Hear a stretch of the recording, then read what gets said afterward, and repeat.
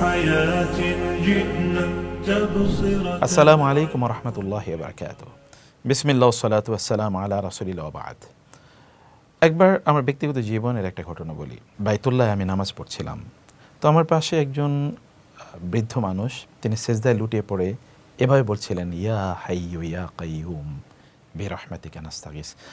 আমি যখন সিজদা দিচ্ছিলাম তখন তার কাছ থেকে আমি শুনছিলাম এবং আমার হৃদয়টা এত ছুঁয়ে যাচ্ছিল তার এই দোয়াটি, মানে আমি স্পষ্ট করে শুনছিলাম, এত প্রশান্তির সাথে উনি বলছেন, ইয়া হাইয়্যু ইয়া কাইয়্যুম বিরহমাতিকা নাস্তাগীস বিরহমাতিকা আস্তাগীস।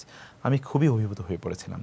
এমনি দোয়াটিকে আমি প্রচণ্ড ভালোবাসতাম। সেই দিন থেকে আমার ভালোবাসা আরও বেড়ে গেছে দোয়াটির প্রতি। দোয়াটি কি?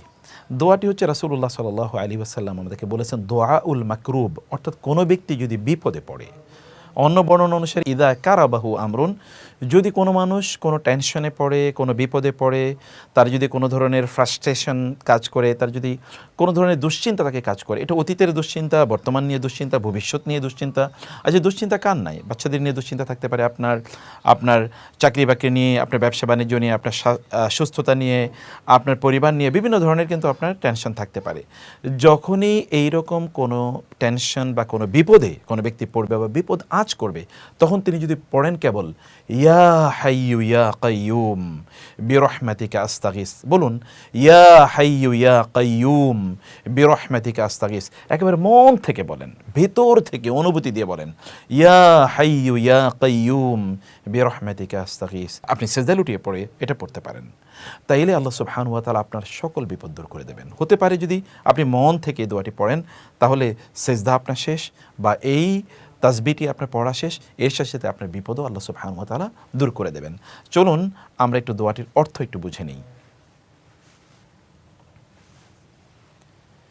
ইয়া হাইয়্যু ইয়া কাইয়্যুম, ইয়া হে হাইয়্যু চিরঞ্জীব, হায়াত থেকে এসে শব্দটি, ইয়া হে কাইয়্যুম চিরবিরাজমান, চিরদণ্ডায়মান, কামা ইয়াকুমু কিয়াম, মানে যিনি একেবারে সদা সর্বদা আপনার পাশে দাঁড়িয়ে আছেন আপনার বিপদ দূর করার জন্য, অ্যাজ ইফ, তাই না?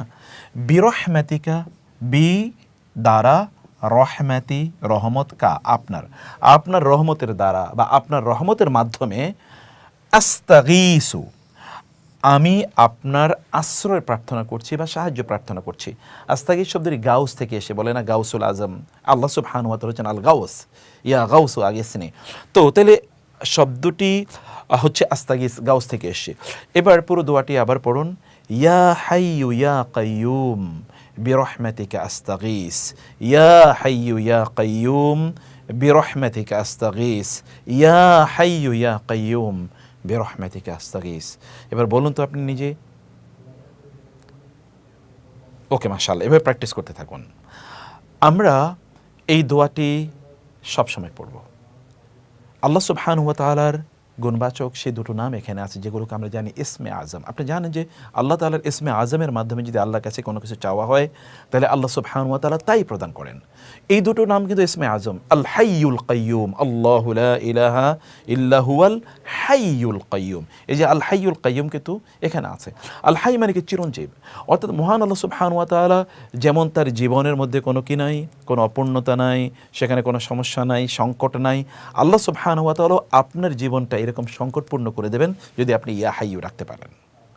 কারণ তার হায়াতের যেই বৈশিষ্ট্য আল্লাহ সুবহানাহু ওয়া তাআলা, সেই বৈশিষ্ট্যটা এরকম যে সেখানে কোনো সমস্যা নাই, মানে দুর্বলতা নাই। আল্লাহ সুবহানাহু ওয়া তাআলা আপনার শারীরিক সমস্যা থাকতে পারে, পারিবারিক, অর্থনৈতিক, রুহানি সমস্যা থাকতে পারে, এগুলো সব আল্লাহ তাআলা দূর করে দেবেন। ঠিক এর পাশাপাশি আল কাইয়্যুম মানে কি?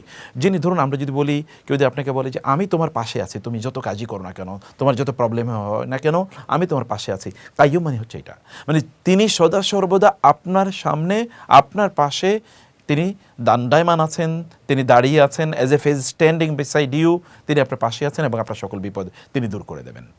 এইরকম একটা অসাধারণ অনুভূতি এই দোয়াটির মধ্যে, ইয়া হাইয়্যু ইয়া কাইয়্যুম বিরহমাতিকা আস্তাগীস। মহান আল্লাহ সুবহানাহু ওয়া তাআলা তার কাছে তার ইসমে আজম দিয়ে আমরা চাওয়ার, তার কাছে প্রার্থনা জানার তৌফিক আমাদেরকে দান করুন। আল্লাহুম্মা আমিন। আসসালামু আলাইকুম ওয়া রাহমাতুল্লাহ।